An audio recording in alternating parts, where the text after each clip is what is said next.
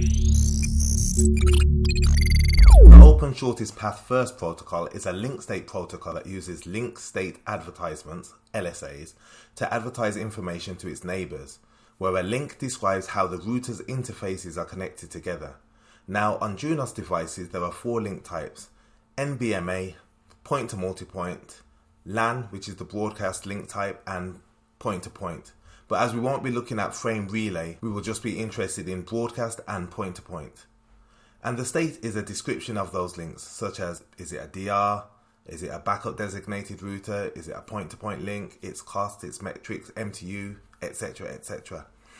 Now, by sharing these LSAs, each OSPF device builds a network topology called the link state database, and it finds the shortest path based on the least cost for each destination prefix, with each router in our OSPF area having an identical link state database to ensure accurate routing knowledge.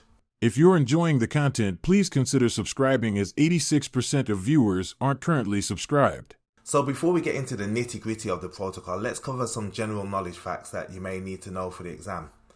OSPF encapsulates its data directly in IP port 89.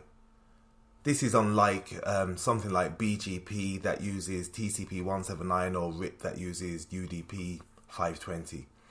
And each OSPF router sends a link state advertisement, which is an LSA, describing its connections to the other routers, and it will apply the Dijkstra algorithm to calculate the best routes, allowing the router to use these LSAs to build a link state database and populate its routing table.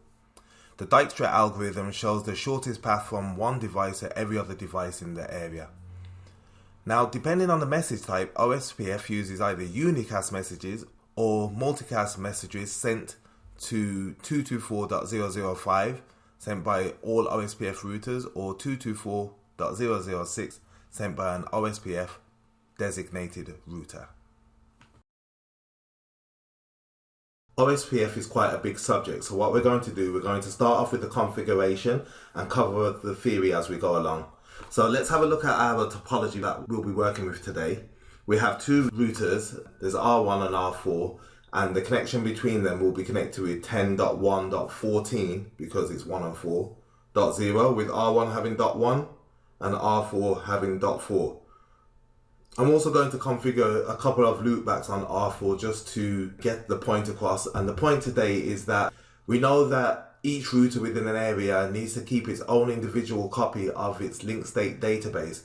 But because they're all in the same area and they need to know which routers are sending the LSAs, each router within an area needs its own unique identifier.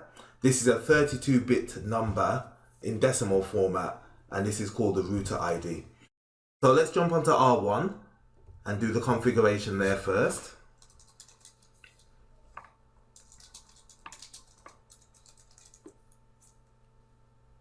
And we don't have any interfaces configured here, so I'll do that now.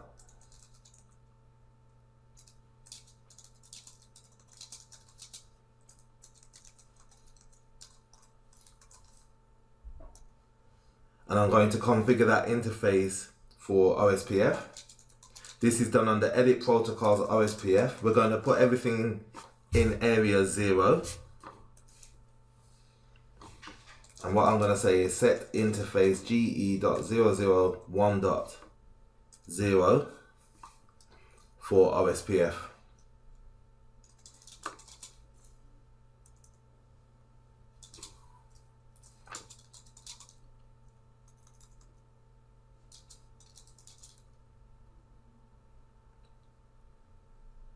Okay, it looks good. And let's do the same for R4. Now, just before I do that configuration, let's just go through a bit of the theory. When a router is selecting its router ID, there are 3 factors. First, it will look at the highest configured loopback address. The lowest configured loopback address. If there's no loopback address configured, then it's going to look for the lowest configured IP address. Now, it doesn't matter if these IP addresses are taking part in OSPF, it's just going to look for the lowest configured IP address which has been configured on the actual device. To prove that, let's just configure one of the other interfaces. Edit interface ge.0.0.0 family inet address of what's lower than 10. Let's say 7.6.6.4/24. And we're going to commit this. And the only reason I've done that address is just a random address I picked from the top of my head. But because it's lower than 10.1.14.1, this should be the router ID. And it goes, the lowest one is the IP address. The next one up will be the lowest configured loopback address. And the top, the one that takes precedence, will be if you configure the router ID manually. Okay, so let's jump on to R4 and do the configuration over there.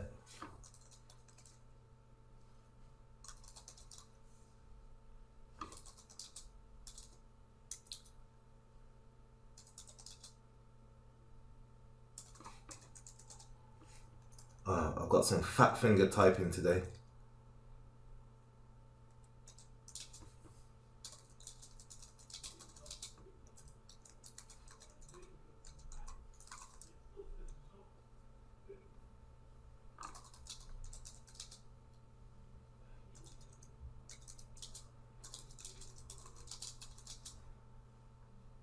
So the first one is 4.4.4.4/32.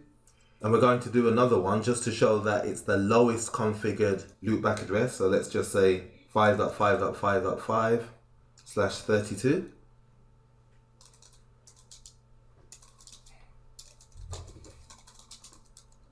You could also just say set interfaces all, and it will configure all interfaces for OSPF.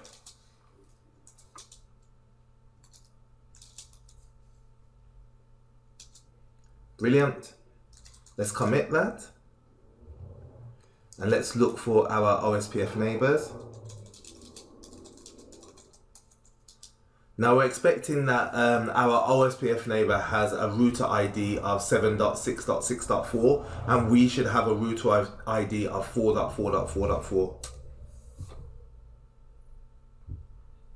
Okay, so we can see that our neighbor ID is 7.6.6.4. We're just waiting for neighborship to come up. Let's do a ping, make sure we've got the IP addressing correct.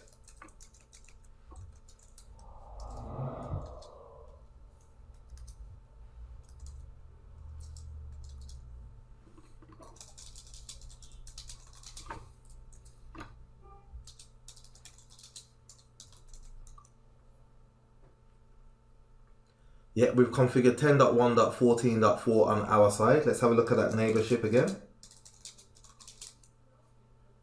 And it's full. And we can see that our neighbor ID is 7.6.6.4. If I now also run a show OSPF interface maybe. Yes.